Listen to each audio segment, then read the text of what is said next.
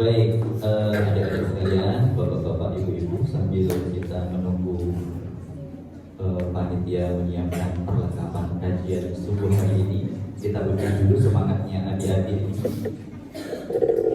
Ini adik-adik, ya kita siapkan dulu semangatnya.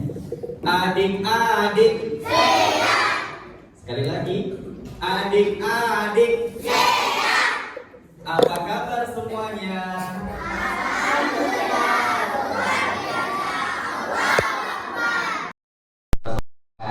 Harus diangkat tinggi-tinggi tangannya ya. Tangannya harus bergerak. Yang belum bersuara harus diangkat suaranya tinggi-tinggi. Mana semangatmu? Adik-adik. Apa kabar semuanya?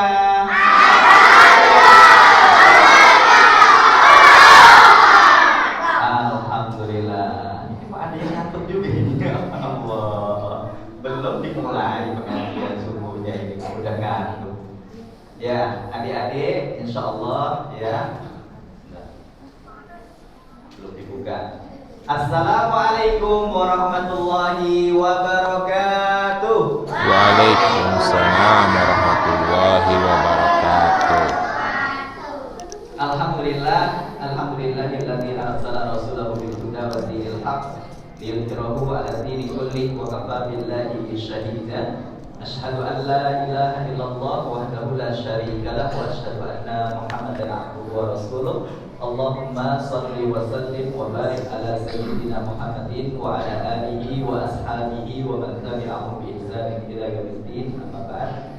Hadirin bapak-bapak, ibu-ibu, adik-adik yang dirahmati oleh Allah, pada kesempatan subuh hari ini, insyaallah kita selesai sholat subuh ini akan kita lanjutkan kembali pengajian rutin di Masjid Ibnu Sabil ini, yaitu kajian pekanan. Yang mana alhamdulillah ini adik-adik, bapak-bapak, ibu-ibu telah hadir di tengah-tengah kita, guru kita Ustaz Ubaidillah Khalid. Dan pada kesempatan subuh hari ini insyaallah beliau akan menyampaikan tausiah ataupun pengajian dengan tema yang cukup menarik, yaitu meneladani strategi dakwah Mus'ab bin Umair. Betul Ustaz ya? Ya, betul. Mus'ab bin Umair. Siapakah itu Mus'ab bin Umair? Adik-adik ada yang tahu? Kalau belum tahu berarti ini wajib disimak, karena nanti barangkali ini guru kita akan memberikan kuis. Hadiahnya sudah disiapkan oleh panitia. Nanti adik-adik yang bisa menjawab akan mendapatkan hadiah, gitu ya. Jadi harus disimak baik-baik nih, jangan sampai ada yang ngantuk. Kalau ada yang ngantuk nanti takutnya disuruh maju ke depan. Baik, karena waktu yang terbatas, pada guru kita Al-Mukarram Ustaz Ubaidillah Khalid, waktu dan tempat kami persilakan. Baik, terima kasih. Assalamualaikum warahmatullahi wabarakatuh.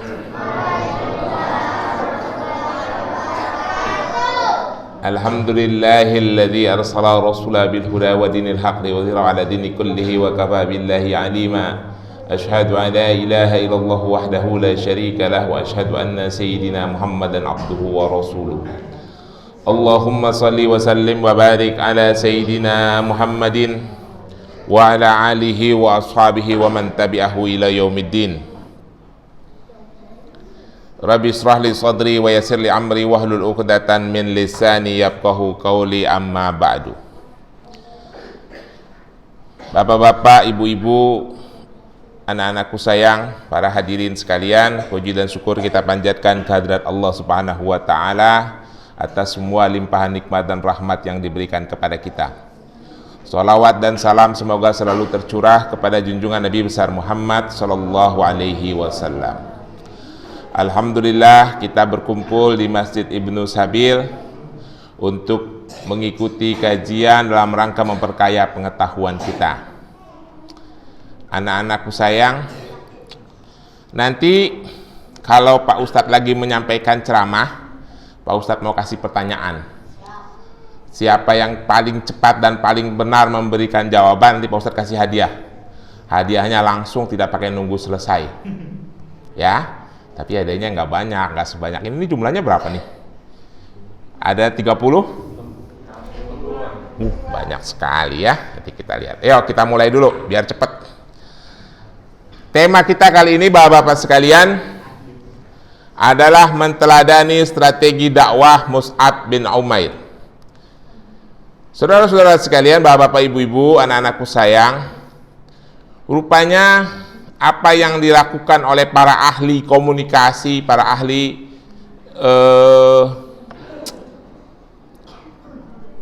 komunikasi gitu ya, communication skill, yang suka memberikan training kepada kita, kepada para pendakwah, kepada para pekerja-pekerja marketing, itu hal-hal yang standar yang pernah dilakukan oleh sahabat-sahabat Rasulullah ketika mereka menyampaikan dakwah. Salah satunya dilakukan oleh seorang remaja yang sangat tampan, gagah, dan pintar, dan kaya raya. Dia adalah Mus'ab bin Umair. Nanti kita lihat siapa dia. Tidak ada orang yang lebih tampan di kota Mekah pada masa itu kecuali Mus'ab bin Umair. Dia yang paling tampan dan paling pintar. Baik, kita mulai. Siapakah Mus'ab bin Umair? Seperti apakah strategi dakwahnya dan mengapa kita harus menteladani dia? Ada begitu banyak sahabat-sahabat Rasulullah di masa itu. Ya tentu kita harus menteladani sahabat-sahabat Rasulullah itu, bahkan bukan hanya sahabat, termasuk tabi'in dan tabi'ut tabi'in dan juga para ulama. Tapi kita mengambil tema mengkhususkan hari ini, yaitu dikhususkan sahabat Mus'ab bin Umair.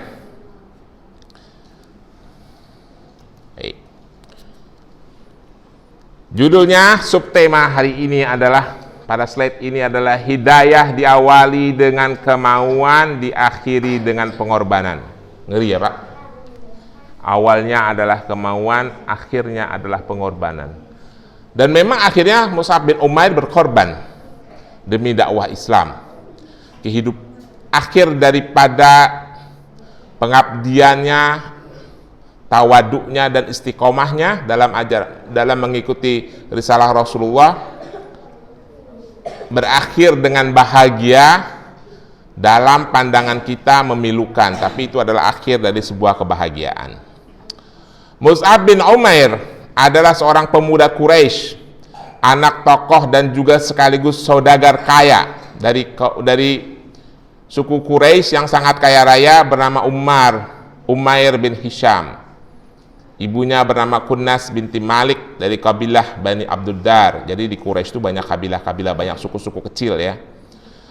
Mus'ab bin Umair itu lahir pada tahun 598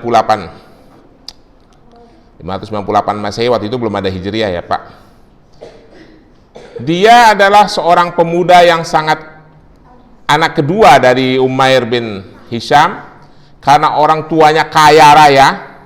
Jadi Mus'ab bin Umair itu kalau jalan di kampung itu pakai baju yang paling bagus, pakai gamis yang paling bagus, wangi, ganteng. Jadi kalau dia lewat itu, gadis-gadis Quraisy itu memandang sepanjang perjalanan, karena memang orang ini tingginya sesuai, postur tubuhnya ideal, anak orang kaya pula. Itu kira-kira ya. Tampan, gagah, dan cerdas. Itulah Mus'ab bin Umair. Yang memuji itu bukan cuma orang-orang Quraisy dan sahabat Rasulullah, bahkan Rasulullah pun ikut memuji dia, karena saking sempurnanya ini anak muda. Pada usia 16 tahun beliau mendengar berita banyak orang-orang yang datang ke rumah Arqam. Arqam itu seorang laki-laki yang telah masuk Islam dari suku Quraisy. Ngapain sih mereka ke sana, ke rumah Arqam? Rupanya di sanalah Rasulullah SAW berdakwah, mengajak orang masuk Islam, orang-orang Quraisy di kota Mekah. Beliau mendengar dan sekaligus beliau juga mendengar tentang kemuliaan akhlak Rasulullah. Mus'ab datang ke rumah Arqam. Pada saat dia datang, bersamaan waktu itu Rasulullah sedang membacakan ayat-ayat Al-Quran. Rupanya ayat-ayat Al-Quran itu meresap ke dalam sanubarinya, dan pada saat itu pula Mus'ab bin Umair menyatakan berbaiat masuk Islam pada usia 16 tahun. Saudara-saudara sekalian, dalam sejarah Islam banyak didominasi orang-orang yang pertama kali mengikuti risalah Rasulullah itu adalah kaum muda dan kaum remaja. Bahkan ada yang usianya di bawah 15 tahun. Ya. Pemuda tampan, gagah, cerdas, yang hidup penuh dengan kemewahan. Alhamdulillah telah mendapatkan hidayah meninggalkan tradisi jahiliyah dan masuk menjadi seorang mukmin. Tetapi ini menjadi masalah buat Mus'ab karena tidak mudah. Orang tuanya yang masih memegang ajaran-ajaran jahiliyah menentang dengan keras, memasukkan ke dalam kamar, tidak dikasih makan dan terusnya, tidak dikasih pakaian, sampai setelah mengikuti ajaran Rasulullah, Mus'ab itu kelihatan lusuh, kusam, karena memang tidak dikasih makan oleh orang tuanya. Orang tuanya melepaskan tanggung jawab untuk menafkahi dia lagi, untuk memberikan kemewahan. Pakaiannya cuma 1 selembar.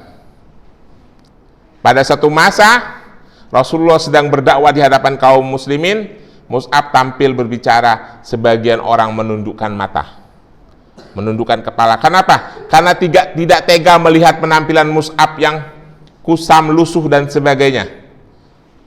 Tapi itu adalah bagian dari konsekuensi mengikuti ajaran Rasulullah, bagian dari pengorbanannya. Buat Mus'ab itu tidak masalah. Para hadirin sekalian, rupanya konsekuensi-konsekuensi menjaga akidah, menjaga nilai-nilai kebenaran akan selalu menuntut sebuah pengorbanan, yang pengorbanan itu selama kita mau istiqomah, pengorbanan itu akan selalu ada. Dan akan pada dalam sejarah Islam itu banyak para ulama, para pendakwah yang menanggung konsekuensi itu bahkan sampai hari ini. Dan mungkin sampai akhir zaman. Siapa yang istiqomah, siapa yang berpegang teguh pada ajaran Islam, Allah akan menguji dia. Anak-anak, ada tidak yang tahu di mana pertama kali, yang paling tahu, yang paling cepat angkat tangan ya, di mana pertama kali Rasulullah menerima wahyu? Siapa yang itu yang paling cepat? Di mana, Nak? Gua Hiro, luar biasa. Namanya siapa, sayang? Kamu umurnya berapa? 10. Ini hadiahnya. Sini maju. Pak Ustadz langsung kasih hadiah. Ini pensil warna merek Joico. Terima kasih ya. Pintar. Nanti ada kuis lagi. Tenang, masih banyak kok hadiahnya. Jelas ya? Itulah Mus'ab bin Umair. Nah, seperti yang saya sampaikan tadi, sampai Rasulullah memuji si Mus'ab ini. Apa kata Rasulullah? Ma ra'aitu bima kata ahadan ahsana limatan wala araka hulatan wala an'ama ni'matan min Mus'ab bin Umair. Aku tidak pernah melihat seorang pun di kota Mekah yang lebih rapi rambutnya, klimis gitu kalau bahasa zaman sekarang, paling bagus pakaiannya, dan paling banyak diberi kenikmatan selain Mus'ab bin Umair. Ini manusia paling sempurna di kota Mekah pada masa itu ya. Kaya, ganteng, tampan lagi, ganteng, cerdas lagi. Itulah sahabat Mus'ab bin Umair yang masuk Islam pada usia 16 tahun. Saudara-saudara sekalian, dalam sejarah Islam menceritakan peran besar para pemuda yang masuk Islam menjadi pendukung utama dakwah Rasulullah. Pemuda itu yang menjadi pendukung utama dakwah Rasulullah. Tentu tidak menyingkirkan peran orang-orang tua ya, orang-orang tua juga ada Abu Bakar di sana. Sehingga Islam itu tersebar luas ke seluruh Jazirah Arab, Afrika Utara dan Asia Tengah, itu didominasi oleh peran para pemuda. Orang-orang muda yang inovatif, cekatan, pemberani. Masih ingat tidak yang memberikan saran agar ketika kota Madinah akan diserang oleh sekutu kafir Quraisy yang terkenal dalam perang Khandaq, siapa yang memberikan ide menggali parit? Siapa yang memberikan ide menggali parit? Ada yang tahu, anak-anak? Tahu perang Khandaq nggak? Siapa? Luar biasa. Siapa nama kamu, nak? Maju sini, maju. Bapak-bapak aja tidak tahu loh, belum tentu tahu. Salman Al-Farisi, dapat lagi. 2. Salman Al-Farisi, anak muda yang memberikan ide kepada Rasulullah. Ini kita akan dikepung. Kekuatan kita tidak banyak. Pasukan yang bisa dihimpun oleh Rasulullah pada masa itu sekitar 1.800 sampai 2.000. Mekah itu kafir Quraisy membawa 10.000 pasukan. Yang paling aman adalah membuat parit yang tidak bisa dilompati kuda. Perang parit namanya perang Khandaq atau perang Ahzab karena begitu lama perangnya. Ide itu dari siapa? Salman Al-Farisi, anak muda berusia 19 tahun yang datang dari Persia. Luar biasa anak-anak muda itu. Makanya kalau ada anak-anak muda di masjid itu jangan dimusuhin. Saya itu punya pengalaman waktu zaman jadi ketua remaja masjid, kerjanya berantem sama ketua masjid aja, karena ketua masjidnya kayak kakek, ketua remajanya ya remaja saya. Mau ide ini ribut, mau ide itu ribut, nggak maju-maju. Kita lanjutkan, nanti ada kuis lagi, tenang. Para pemuda yang menjadi pengikut Rasulullah di masa awal dakwah Islam, diantaranya ada Ali ibn Abi Thalib, ada Sa'ad bin Abi Waqqas, ada Usamah bin Zaid, panglima perang yang diutus oleh Umar bin Khattab untuk menyerang pasukan Romawi di Palestina, merebut Palestina. Ada Attab bin Usaid, ada Zaid bin Sabit, sekretaris Rasulullah. Ada Mu'az bin Amr, ada Mu'az bin Afra, ini Mu'az bin Amr, Mu'az bin Afra ini penduduk kota Madinah. Ada Abdullah ibnu Mas'ud, penulis wahyu, ahli tafsir. Ada Abdullah ibnu Umar, ini dua-duanya adalah sepupu Rasulullah. Ada Mu'az bin Jabal, orang Ansar. Ada Auf bin Haris, ada Rafi bin Malik, ada Khutabah ibnu Ammar, ada Uqbah ibnu Abdullah, ada Jabir ibnu Abdullah, ada Mus'ab bin Ammar yang kita bicarakan hari ini, dan ada As'ad ibnu Zurarah. Ya, ini yang akan menjadi yang kita bicarakan hari ini. Makanya dikasih warna merah karena ini dua orang inilah yang sangat berperan dalam dakwah Islam di kota Madinah. Para jamaah sekalian, dalam sejarah Islam akhirnya disebutkan ada sekitar 60 para pemuda yang mendukung penuh dakwah Rasulullah, baik pada saat periode Mekah, periode Madinah, dan di masa-masa Khalifah Rashidin. Termasuk di masa Khalifah Bani Umayyah, ketika pasukan Islam masuk ke jantung ke jantung Eropa, menaklukkan Spanyol. Siapa yang memimpin? Ayo, siapa yang tahu siapa yang memimpin pasukan Islam Bani Umayyah menyeberangi Selat Gibraltar memasuki Eropa? Siapa panglimanya yang terkenal? Ada yang tahu? Nggak ada yang tahu. Namanya Tariq bin Ziyad. Itu juga anak muda, Tariq bin Ziyad. Makanya selat itu dinamakan Selat Jabal Tariq. Orang barat bilangnya Gibraltar, padahal itu Jabal Tariq, karena ada selat dan gunung, ya. Jelas. Jadi dalam dakwah Islam itu bisa maju, bisa besar karena dominasi peran para pemuda. Dominasi peran para pemuda. Rasulullah Shallallahu Alaihi Wasallam sampai memuji para pemuda melalui sebuah hadis. Kita baca hadisnya. Usikum, aku berwasiat kepada kalian, bisababi, dengan para pemuda, tentang para pemuda, khaira, agar kalian berbuat baik kepada mereka, fa innahum arafa af'idatan, karena sesungguhnya hati mereka sangatlah lembut. Saya dulu dapat pesan dari orang tua, Pak. Ini pesan khusus untuk orang tua, ya. Untuk para orang tua, sayang orang tua tidak banyak di sini. Ketika saya berusia belasan tahun, ayah saya berpesan begini, Ubay, banyak-banyaklah menuntut ilmu, belajar ilmu agama semaksimal mungkin, karena pada masa-masa remaja, masa-masa anak-anak, hati kamu itu bercahaya. hati kamu itu masih sangat terbuka untuk seluruh ilmu pengetahuan yang masuk. Dan derajat seorang pemuda itu sedang diangkat oleh Allah, sedang naik, Pak. Kalau orang tua itu udah diklaim, bertahan aja bagus dia, belajar begini begitu, habis itu kagak masuk, belajar lagi enggak masuk ke orang tua. Tapi kalau anak muda dikasih ilmu pengetahuan, cepat masuknya, karena hatinya sedang dibuka oleh Allah. Orang tua belajar ya begitu-begitu aja. Maka dari itu pesankan kepada anak-anak remaja kita, pasti anak-anak bapak-bapak itu sama dengan anak saya, umurnya 20 dan 18 tahun.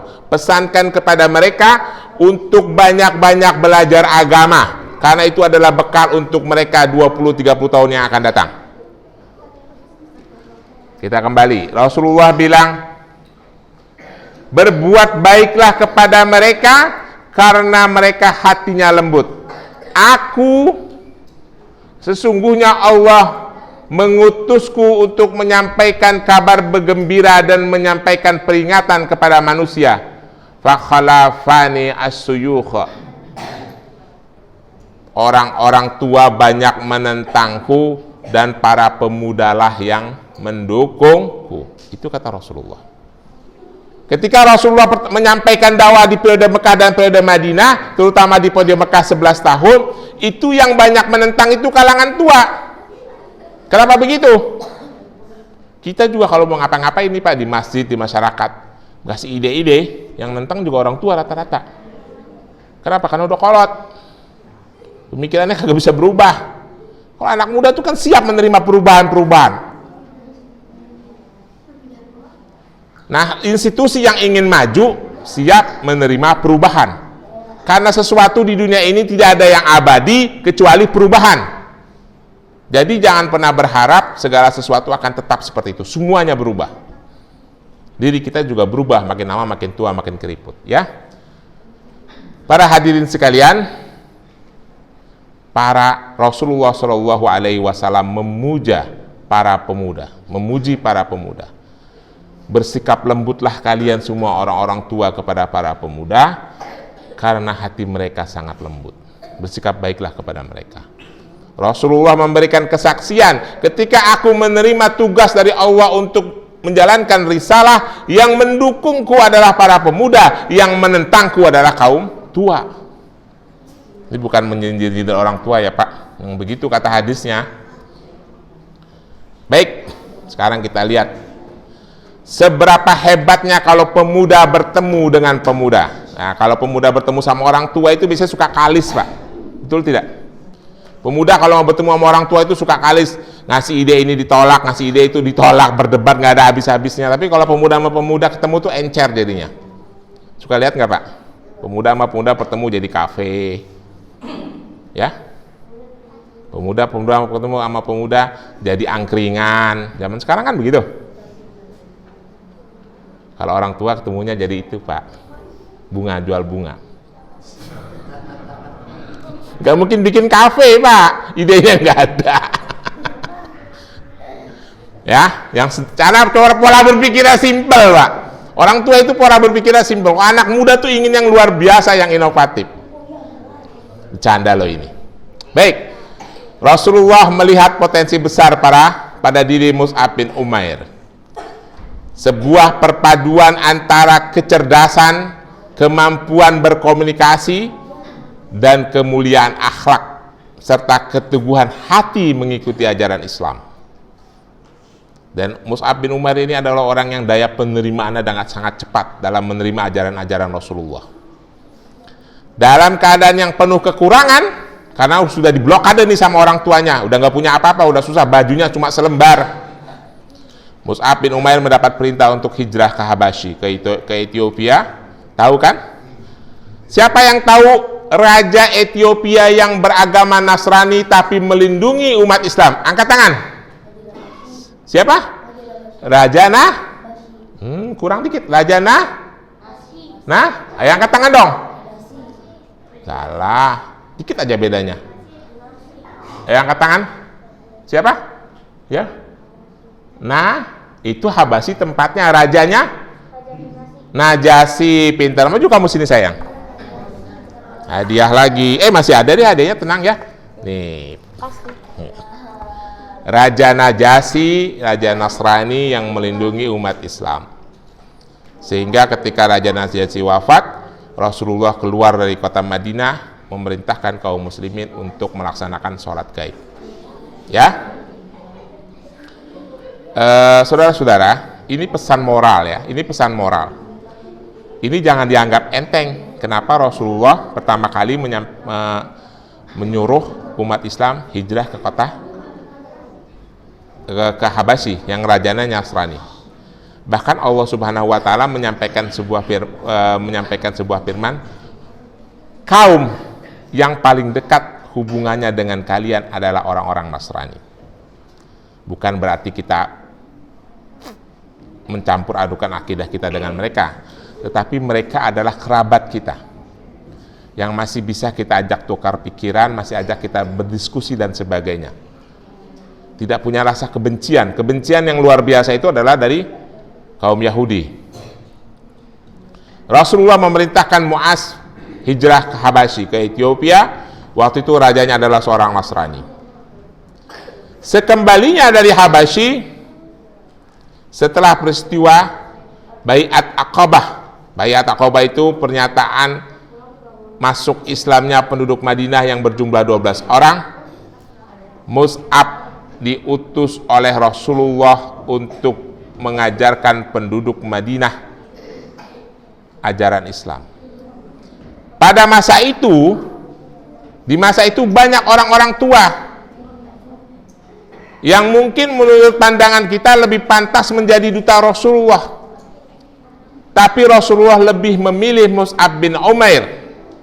Kenapa begitu? Karena Rasulullah melihat potensi anak ini. Anak ini cerdas, komunikasinya bagus, tutur katanya santun, akhlaknya mulia, cocok dikirim ke Madinah. Ada perbedaan karakter Pak antara kota Mekah sama kota Madinah. Kota Mekah itu alamnya keras, panas, orangnya juga keras, gampang marah, gampang emosi. Dan itu hanya kota perdagangan. Kota Madinah itu adalah kota pertanian. Udaranya sejuk, orangnya lembut, bisa diajak ngomong, dan cahaya-cahaya ilahiyah sudah ada di situ. Kenapa bisa ada di situ? Karena di situ ada orang-orang Yahudi yang sudah memegang ajaran agama Samawi. Jadi kalau diajak ngomong tentang Allah, mereka lebih nyambung daripada orang Mekah yang menyembah berhala. Itu jelas ya. Apa yang dilakukan oleh Mus'ab? Dia berangkat seorang diri dengan pakaian selembar yang melekat di tubuhnya, karena memang cuma itu yang dia punya, nggak ada lagi. Ada sebuah strategi canggih yang dijalankan oleh Mus'ab. Begitu sampai di kota Madinah, yang ditemui adalah, yang dicari adalah mitra kerja. Ini penting. Kita kalau punya ide-ide besar, yang pertama kali adalah kita cari orang yang seide dengan kita untuk membantu menjalankan ide-ide besar kita. Dan itu dilakukan oleh Mus'ab. Diajak bermitra As'ad bin Zurarah, seorang pemuda dari kaum suku Kharas, penduduk asli kota Madinah, kaum Ansar. Kalau Mus'ab waktu itu ketemu sama orang tua, lain lagi ceritanya Pak. Udah jangan begini dah, jangan cari penyakit. Orang tua kan suka begitu nasihatnya tuh. Udah jangan cari masalah, jangan cari penyakit, jangan cari masalah, jangan cari penyakit mulu. Saya ingat dulu Pak, waktu zaman Orde Baru. Ini bicara politik sedikit ya Pak, iseng-iseng. Kan zaman Orde Baru partai cuma 3 di Petukangan. Anak-anak muda itu semuanya P3 Pak, remaja masjid sama Karang Taruna. Jadi saya lagi nyari saksi buat tarma besok mau coblosan, nyari saksi anak-anak muda. Ketemu sama orang tua dipanggilin, "Baik, sini lu jangan cari masalah ya." Jadi saksi P3 kata gitu, karena orang tua semuanya Golkar gitu. Dimarahin dulu. Akhirnya ternyata di situ di 2 RW itu kalah Golkar.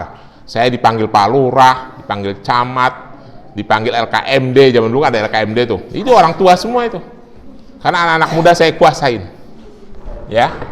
Orang tua itu nasihatnya jangan cari masalah, begitu aja. Makanya si Mus'ab bin Umair ini melihat, wah, ini tantangannya besar nih di kota Madinah. Kenapa tantangannya besar? Pada waktu Mus'ab bin Umair datang, kaum muslimin di kota Madinah cuma 12 orang. Maka dia cari anak muda, gue harus cari anak muda yang kira-kira sama beraninya sama gue. Dan terbukti. Akhirnya As'ad bin Zarurah yang selalu menemani dakwah Mus'ab bin Umair di kota Madinah.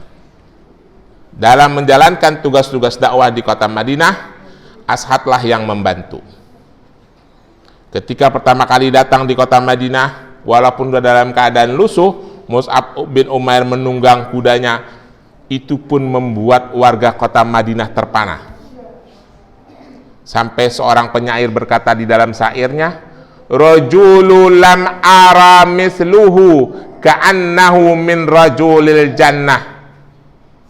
Kata penyair kota Madinah, laki-laki yang tidak pernah aku melihat sebelumnya seumpama dia datang dari surga, karena saking gantengnya, Pak. Si Mus'ab bin Umair walaupun sudah kucel tapi tetap gantengnya nggak hilang, kira-kira begitu ya. Itulah Mus'ab bin Umair. Jadi yang pertama kali dilakukan oleh Mus'ab bin Umair adalah mencari mitra, mencari teman.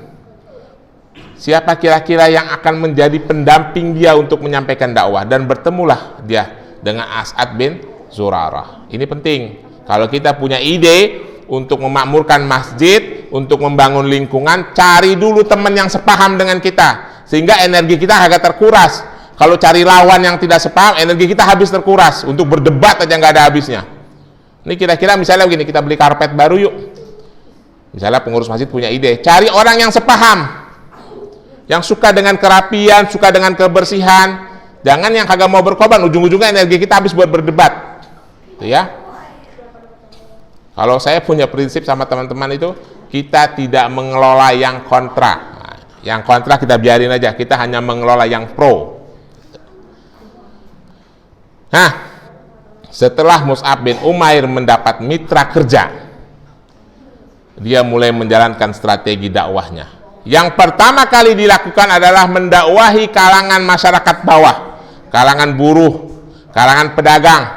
Kenapa begitu? Kenapa begitu? Karena kalangan masyarakat bawah itu pola pikirnya sederhana, gampang diatur, dimasukin ajaran-ajaran tauhid langsung menerima. Kalau kalangan masyarakat atas tentu akan sulit menerima. Kenapa? Rata-rata karena faktor gengsi. Ngapain lu ngajarin gua? Emang lu siapa? Kira-kira begitu kan? Padahal Sayyidina Ali bilang, unzuru ila maqala wa la tanzur ala man qala. Lihat kepada apa yang dikatakan, jangan melihat siapa yang mengatakan. Tapi kenyataannya tidak begitu, Pak, di masyarakat. Betul tidak, Pak? Coba kalau kira-kira yang saya duduk di sini, saya pakai kaos, pakai celana blue jean. Bapak gimana caranya? Feeling bapak ngedengerin saya ngomong.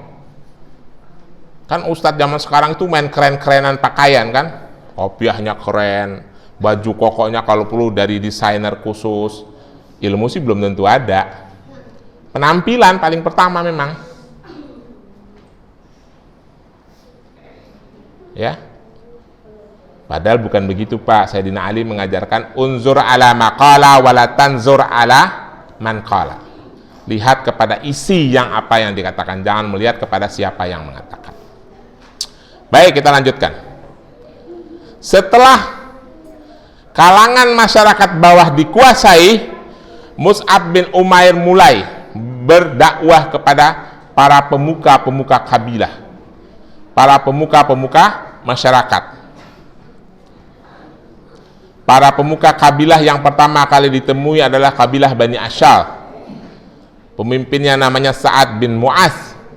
Ketika menemui tokoh masyarakat, para pemuka kabilah, Mus'ab bin Umair memadukan antara kecerdasan, ilmu pengetahuan, dan akhlak. Kalau di kalangan masyarakat bawah, cukup akhlak dan tutur kata saja. Tapi kalau sudah bicaranya sama kaum intelektual, kita harus punya otak, harus ada ilmu.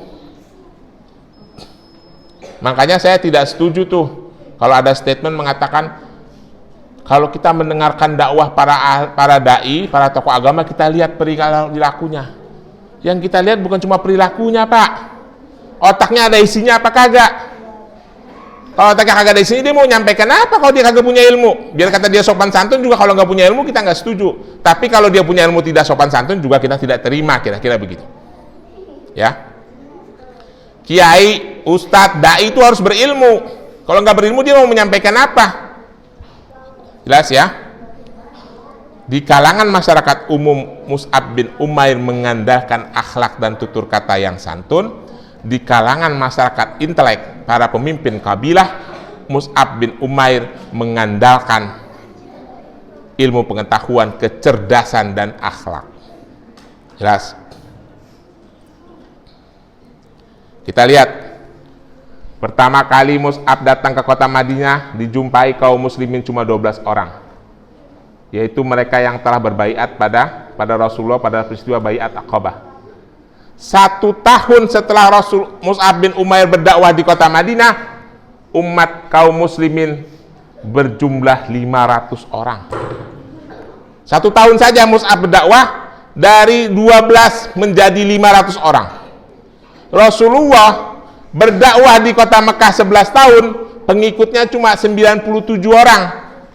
Nih. Sampai Rasulullah hijrah. Mus'ab dakwah setahun, 500 orang. Mungkin di kota Mekah Rasulullah itu ketemunya sama orang-orang tua kali ya. Kesuksesan dakwah Mus'ab bin Umair adalah dengan perpaduan kecerdasan, ini penting ya Pak. Keterampilan communication skill ini penting. Kalau kita dulu diajarin di pesantren selalu ada acara namanya muhadharah. Dari kelas 1 sanawiyah tuh kita disuruh dilatih ceramah, dilatih khutbah, akhlak yang luhur, serta kemampuan menggunakan metode dakwah yang tepat untuk setiap sasaran dakwahnya. Saya punya pengalaman Pak, waktu saya kelas 1 sanawiyah itu dipanggil sama kakak kelas, kamu mulai besok ceramah ya, latihan, bikin konsep. Saya itu kan tulisannya jelek Pak kalau tulisan Latin. Bikin konsep, saya kagak bikin-bikin. Akhirnya sampai sehari sebelum ceramah, mana konsepnya? Wah Kak, saya nggak bikin, lupa. Karena saya malas nulis. Masa lupa katanya? Saya nggak bisa lupa. Ya udah kamu ceramah nggak pakai konsep. Sejak itu saya ceramah nggak pakai konsep sampai hari ini Pak. Nggak pakai teks maksudnya. Karena emang saya malas bikin teks. Tapi itu melatih saya untuk mengingat materi-materi yang akan kita sampaikan. Makanya saya kalau ditanya Pak Ustadz, tausiah di sininya oke. Saya membiasakan diri untuk tidak menulis teks. Kenapa? Karena itu melatih otak saya untuk berpikir, untuk mengingat sistematika dakwah, sistematika materi yang akan saya sampaikan. Baik, ini sebentar lagi selesai kok. Kita menteladani strategi dakwah Mus'ab bin Umair. Pelajaran yang dapat kita dapatkan dari cara dakwah Islam yang dilakukan oleh Mus'ab bin Umair adalah beliau memadukan kecermatan, melihat peluang, tadi cari mitra Pak, kecerdasan akal pikiran, kesungguhan membekali diri dengan ilmu pengetahuan, kesabaran dalam menjaga diri untuk tetap beretika dalam keadaan apapun. Ini yang berat. Betul nggak Pak? Bahkan, kenapa nih? Ini yang paling penting nih. Kesabaran untuk tetap beretika dalam keadaan apapun. Karena kadang para ustadz itu suka keceplosan. Kalau udah keceplosan jadi masalah. Apalagi zaman sekarang serba direkam di YouTube. Begitu keceplosan ngomong, gugat, laporin polisi. Nah, yang berat. Ya. Jadi faktor keberhasilan dalam dakwah di kota Madinah itu ada 4. Cermat melihat peluang. Cerdas menggunakan dalil-dalil, dan rajin menuntut ilmu. Yang tidak kalah pentingnya dia harus berakhlak, karena pendakwah itu adalah role model, contoh. Kenapa bisa begitu Pak? Islam itu adalah agama terapan. Orang yang dianggap memahami ajaran Islam adalah orang yang telah menjalankannya dengan benar. Itu Islam. Beda dengan agama lain. Bukan cuma sekedar ilmu akademisi. Orang kiai kalau ngajarin sholat 5 waktu di masjid, dianya harus sholat 5 waktu dulu. Kiai yang ngajarin bersedekah, dianya harus bersedekah dulu. Karena ini ilmu amaliyah. Bukan ilmu akademisi ini yang sekedar teori, gitulah. Maka akhlak itu adalah penting. Seperti firman Allah dalam surah Al-Nahl ayat 125. Ini ayat yang sangat populer. Mari kita pahami ayat ini dengan benar, karena banyak orang yang tidak memahami dengan benar. Yuk kita lihat ayatnya. Ud'u ila sabili rabbika bil hikmati wal mau'izatil hasanah wajadilhum billati hiya ahsan inna rabbaka huwa a'lamu biman dhalla an sabilihi wa huwa a'lamu bil muhtadin. Apa kata Allah? Serulah Muhammad kepada jalan Tuhanmu dengan hikmah dan pengajaran yang baik, dan berdebatlah mereka kalau dibutuhkan untuk berdebat dengan cara-cara yang baik. Tuhanmu tahu kok siapa yang sesat, siapa yang mendapatkan petunjuk. Karena Rasulullah itu tugasnya hanya menyampaikan risalah. Para dai itu tugasnya hanya berdakwah. Tapi Allah sudah tahu siapa yang akan mendapatkan petunjuk, siapa yang akan sesat. Bapak ibu-ibu sekalian, adik-adik, ini kita sering salah nih memahami ayat ini. Ini juga orang-orang yang salah kaprah dalam toleransi juga salah memaknai ayat ini. Dakwah itu harus lembut. Dakwah itu harus mengikuti kemauan lokal, kemauan orang yang didakwahi, seperti surah An-Nahl ayat 125. Begitu tidak kira-kira Bapak-bapak sekalian? Ayo kita lihat tafsirnya. Ini tafsir Jalalain, karangan Jalaluddin Abdurrahman Abu Bakar As-Suyuti. Perhatikan baik-baik supaya kita nggak salah kaprah.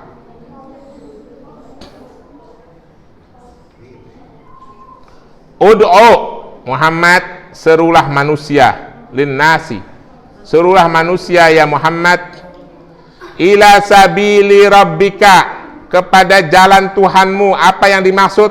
Dinihi, yaitu agama Islam. Bil hikmah, nah ini hikmah ini jangan salah ya, orang sering salah menafsirkan. Apa dengan hikmah? Bil Al-Quran. Jadi kalau kita ingin berdakwah, dalil utamanya adalah Al-Quran. Jadi seorang pendakwah harus menguasai Al-Quran. Itu yang disebut dengan hikmah. Jangan salah tangkap nih. Wal mau'izatil hasanah, dengan nasihat yang baik. Apa itu nasihat baik? Mau'izatu au qaulur rafiq, memberikan nasihat dengan perkataan-perkataan. Rafiq itu artinya ringan, Pak. Dengan perkataan-perkataan yang lembut. Ya. Wajadilhum, kalaupun harus berdebat. Wajadilhum, kalaupun harus berdebat, berdebat dengan cara yang baik. Cara yang baik seperti apa? Kal du'a ilallah, berdakwah tentang Allah, bi ayati dakwa ilal hujjah. Kalau berdebat dengan dalil Al-Quran, dengan ayat-ayat, dengan hujjah. Hujjah itu artinya dalil. Itu maksudnya. Jadi berdebat yang baik adalah berdebat menggunakan dalil-dalil yang benar. Ya, ini jangan keliru nih, karena ayat ini dipakai salah tempat. Contoh, nih di kita nih di Indonesia, kalau seorang pendakwah itu harus menyesuaikan diri dengan kearifan lokal, menyesuaikan diri dengan budaya. Terus statementnya lagi berikutnya adalah agama harus dipengaruhi oleh budaya, dakwah agama harus sesuai dengan budaya. Itu betul atau salah, Pak? Agama menyesuaikan dengan budaya, betul atau salah? Kalau agama menyesuaikan dengan budaya, nggak usah ada agama, Pak. Repot-repot amat. Kita pakai aja budaya. Betul tidak? Ini di sini ada di sini ada budaya, misalnya budaya setiap tengah malam orang pergi beribadah.